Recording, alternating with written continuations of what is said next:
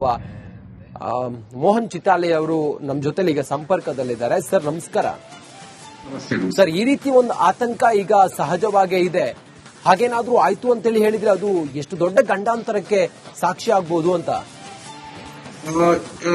ಇಲ್ಲ, ನಾನೇ ನಿಮ್ಮ ಇನ್ಪುಟ್ಗೆ ಫೋನ್ ಮಾಡಿ ಹೇಳಿದ್ದೆ. ಒಂದ್ 2-3 ಇಂಪಾರ್ಟೆಂಟ್ ಪಾಯಿಂಟ್ಸ್ ಕರ್ನಾಟಕ ಜನತೆಗೆ ಮತ್ತು ಏನ್ ದುಬೈ, ಕತಾರ್ನಲ್ಲಿ ನಮ್ಮ ಭಾರತೀಯ ಕನ್ನಡಿಗರಿದ್ದಾರೆ ಅವ್ರಿಗೆ ತಿಳಿಸ್ಲಿಕ್ಕೆ. ನೋಡಿ, ಏನಾಗಿದೆ ಅಂತಂದ್ರೆ ನೋಟಾಮ್ ಅಂತ ಒಂದು ಆರ್ಡರ್ ಆಗಿದೆ. ನೋಟಾಮ್ ಅಂತಂದ್ರೆ ಯಾವ ಏರ್ಕ್ರಾಫ್ಟ್ ಗಳು ಕೂಡ ಸಿವಿಲಿಯನ್ ಆಯ್ತು, ಜೆಟ್ ಪೈಲಟ್ಸ್ ಆಯ್ತು, ಒಂದು ದೇಶದಿಂದ ಇನ್ನೊಂದು ದೇಶಕ್ಕೆ ಫ್ಲೈ ಮಾಡಬಾರ್ದಂತ ಅಧಿಸೂಚನೆ ಹೊರಡಿಸೋದ್ರಿಂದ ಮತ್ತು ಸೌದಿ ಅರಬ್ ಮೇಲೆ ಮತ್ತೆ ಕತಾರ್ ಮೇಲೆ, ದೋಹಾ ಮೇಲೆ ಏನು ಇರಾನ್ ದಾಳಿ ಮಾಡ್ತಾ ಇದೆ, ಅವಾಗೆ ಯಾವುದೇ ತರ medium range missile, long range missile ಮತ್ತೆ ಡ್ರೋನ್ಗಳು ಹಾರಾಡೋದ್ರಿಂದ ಅಲ್ಲಿರುವ ಜನತೆಗೆ ನನ್ನ ಕಳಕಳಿಯ ವಿನಂತಿ, ಸ್ವಲ್ಪ ತಾಳ್ಮೆಯಿಂದ ಇರಬೇಕು, ಸ್ವಲ್ಪ ದಿವಸ ವೇಟ್ ಮಾಡಬೇಕು. ಅವ್ರಿಗೆ ಏನು ವ್ಯವಸ್ಥೆ ಬೇಕಾಗಿದೆಯಲ್ಲ ಅಲ್ಲಿಯ ಇಂಡಿಯನ್ ಕನ್ಸುಲೇಟ್ ಅಥವಾ ಎಂಬಸಿಗೆ ತಿಳಿಸಿದ್ರೆ ಅಲ್ಲಿ ಅವ್ರು ವ್ಯವಸ್ಥೆ ಮಾಡ್ತಾರೆ. ಸದ್ಯದ ಪರಿಸ್ಥಿತಿ ನೋಡಿದಾಗ ಇನ್ನೊಂದು 10 ದಿವಸ ಯಾವ ವಿಮಾನಗಳು ಕೂಡ ಹಾರಾಡುವ ಯಾವ ಸಾಧ್ಯತೆ ಇಲ್ಲ. ನನಗೆ ಅರ್ಥ ಆಗ್ತದೆ ಇಲ್ಲಿಯ ನಾಗರಿಕರಿಗೆ, ಅಲ್ಲಿಯ ಪಾಲಕರಿಗೆ. ಆದ್ರೆ ಪರಿಸ್ಥಿತಿ ಹಿಂಗಿರೋದ್ರಿಂದ ಸುಮ್ಮನೆ ಸುಳ್ಳು ಹೇಳಿ ಜನರಿಗೆ ಮನವರಿಕೆ ಮಾಡಿ ಏನೂ ಉಪಯೋಗ ಇಲ್ಲ. Mentally they should prepare to stay there for 10 days. Whatever financial assistance or visa assistance or anything they require, medicine, hospital.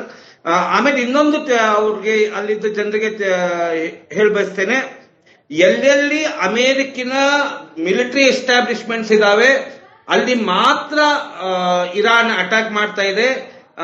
ಬೇರೆ ನಾರ್ಮಲ್ ಲೊಕ್ಯಾಲಿಟಿಯಲ್ಲಿ ಅಟ್ಯಾಕ್ ಮಾಡ್ತಾ ಇಲ್ಲ. ತಪ್ಪಾಗಿ ಮಿಸೈಲ್ ಏನಾದ್ರೂ ಇಂಟರ್ಸೆಪ್ಟ್ ಮಾಡಿದಾಗ ಬಿದ್ರೆ ಅದು ದುರ್ದೈವ.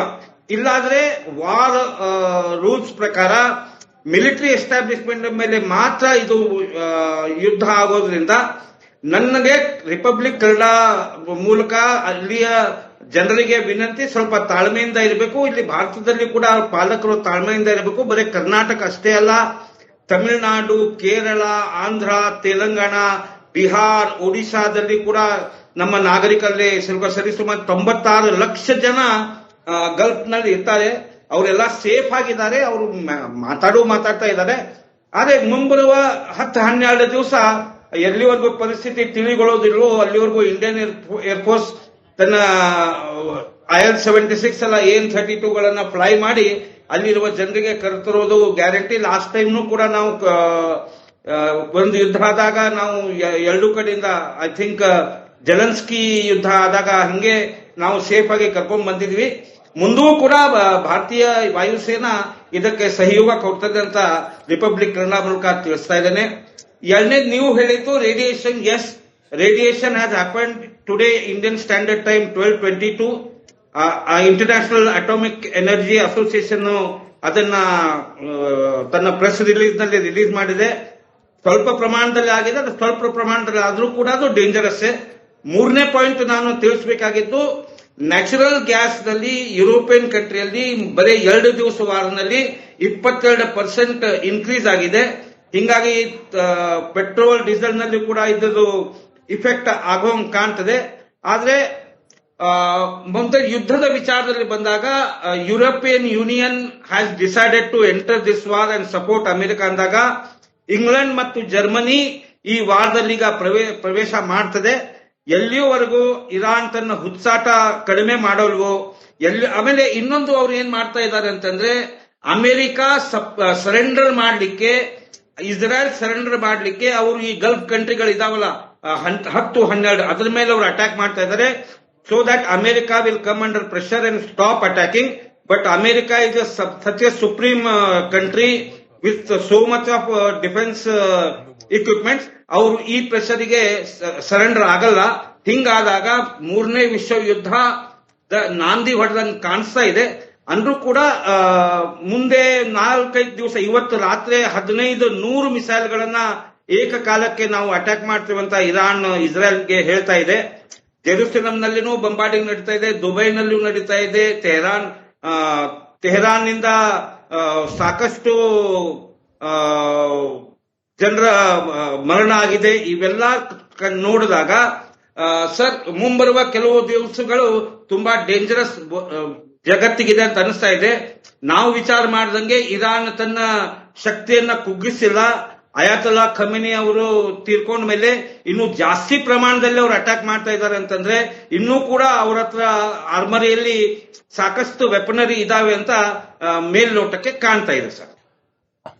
ಮೋಹನ್ ಸರ್ ಇದನ್ನ ಗಮನಿಸ್ತಾ ಇದ್ರೆ ಬಹುಶಃ ಇರಾನ್ ಕಡೆವರೆಗೂ ಕೂಡ ಸೋಲೊಪ್ಪಿಕೊಳ್ಳುವ ರೀತಿ ಕಾಣಿಸ್ತಾ ಇಲ್ಲ. ಇನ್ನೆಷ್ಟು ದಿನಗಳ ಕಾಲ ಅವರ ನೀವು ಹೇಳ್ದಂಗೆ ಅವರ ಭಂಡಾರದಲ್ಲಿ ಈ ರೀತಿ ಅತ್ಯಾಧುನಿಕ ಶಸ್ತ್ರಾಸ್ತ್ರಗಳು ಇದ್ದು ಅವುಗಳು ಅಟ್ಯಾಕ್ ಮಾಡಬಹುದು. ಅವರ ಟಾರ್ಗೆಟ್ ಈಗ ಕೇವಲ ಅಮೆರಿಕ ಮತ್ತೆ ಇಸ್ರೇಲ್ ಆಗಿಲ್ಲ, ಬೇರೆ ಬೇರೆ ಗಲ್ಫ್ ರಾಷ್ಟ್ರಗಳನ್ನು ಕೂಡ ಟಾರ್ಗೆಟ್ ಮಾಡ್ತಾ ಇದೆ. ಹೀಗಿರುವಾಗ ಹಿಂದಿಯಲ್ಲಿ ಒಂದು ಗಾದೆ ಮಾತಿದೆ, ಹಮ್ ತೋ ಮರೆಂಗೆ ಸನಂ ತುಮ್ಕೋ ಬಿ ಲೇಕೆ ಡೂಬೆಂಗೆ. ಇರಾನ್ ಏನ್ ಮಾಡಿದೆ ಅಂತಂದ್ರ, ಇದು ಅಮೆರಿಕ ಯಾವಾಗ ಗಲ್ಫ್ ಕಂಟ್ರಿಯಲ್ಲಿ ತನ್ನ ಏರ್ ಸ್ಪೇಸ್ ಅನ್ನ ರೆಡಿ ಮಾಡ್ತು ಅವಾಗ ಇರಾನ್ಗೆ ಇದು ಸಿಟ್ಟು ಬಂತು. ಆದ್ರೆ ಇದು ಶಿಯಾ ಸುನ್ನಿ ವಾರ್ ಇರೋದ್ರಿಂದ ಶಿಯಾ ಕಂಟ್ರಿಗಳ ಮೇಲೆ ಸುನ್ನಿ ಕಂಟ್ರಿಗಳು ಆಲ್ವೇಸ್ ಕಂಗಣದಿಂದಾನೇ ನೋಡ್ತಾರೆ. ಆದ್ರೆ ಇರಾನ್ ಏನ್ ಮಾಡ್ತು, instead of attacking Israel and America, they have seen this soft target. ಅದು ಇನ್ನೊಂದು ಹೇಳ್ತೇನೆ, ಹಿಂಗೆ ಇವರು ಹುಚ್ಚತನ ಮುಂದುವರಿಸಿದ್ರೆ ಸೌದಿ ಅರೇಬಿಯಾ ಕೂಡ it's A well prepared army, navy, air force ಅವ್ರ ಹತ್ರನೂ ಇದೆ, ಕುವೈತ್ ಕಡೆನೂ ಇದೆ, ಆಮೇಲೆ ಕತಾರ್ ಕಡೆನೂ ಇದೆ. Suppose they start helping America and Saudi Arabia, ಇರಾನ್ನ ಸರ್ವನಾಶ ಆಗೋದು 100% ಖಚಿತ ಅಂತ ಅನಿಸ್ತದೆ. ಆ ಮಟ್ಟಿಗೆ ಇದು ಯುದ್ಧ ಹೋಗಲ್ಲ. ಯಾಕಂದ್ರೆ Donald Trump has denied taking help of middle East countries as of now.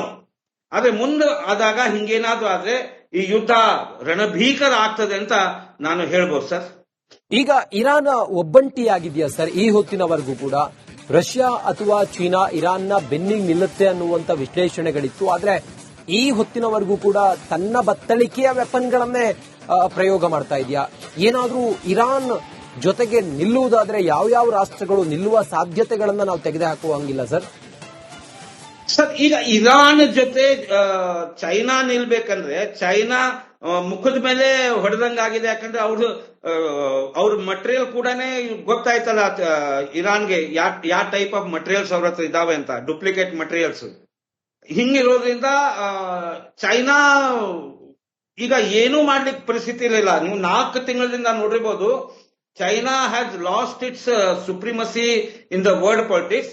As far as Russia is concerned, Russia ಏನ್ ಮಾಡ್ತದೆ ಅನ್ನೋದು ನಾವು ವಿಚಾರ ಮಾಡಿದಾಗ, suppose they stand with Iran in this regard, Zelensky will again B annoyed on Russia, ಮತ್ತೆ ಇನ್ನೂ ಕೂಡ ಅಲ್ಲಿ ಯುದ್ಧ ಇನ್ನೂ ಜೋರಾಗಿ ಶುರು ಆಗ್ತದೆ. ಹಿಂಗಾಗಿ ಲೈಕ್ ಇಂಡಿಯಾ, ರಷ್ಯಾ ಅಂಡ್ ಚೈನಾನು ಕೂಡ ತಟಸ್ಥ ನಿಲುವು ಅಂತೇವಲ್ಲ ಕನ್ನಡದಲ್ಲಿ, ಆ ತಟಸ್ಥ ನಿಲುವು ತಗೊಂಡಿದೆ. ಅವ್ರು ಮುಂದೂ ಕೂಡ ಇದೇ ನಿಲುವನ್ನ ತಗೋತಾರೆ. ಯಾಕಂದ್ರೆ there is nothing more Russia and China can support Iran.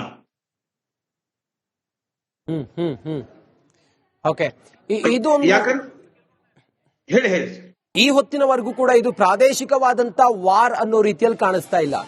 ಇದನ್ನ ನಾವು ಯಾವ ರೀತಿ ವ್ಯಾಖ್ಯಾನಿಸಬಹುದು? ಇದು 3ನೇ ವರ್ಲ್ಡ್ ವಾರ್ ಅನ್ನೋ ರೀತಿಯಲ್ಲಿ ಇದನ್ನ ನೋಡಬಹುದಾ, ಅಥವಾ ಕೇವಲ ಪ್ರಾದೇಶಿಕವಾಗಿ ಇರಾನ್ ಮತ್ತೆ ಇಸ್ರೇಲ್ ಹಾಗೆ ಅಮೆರಿಕ ನಡುವಿನ ವಾರ್ ಅಂತ ಇದನ್ನ ನೋಡಬಹುದಾ, ಹೇಗೆ ಅಂತ? 15 countries are involved in this war now. 15 countries, not only 1, 2, 3.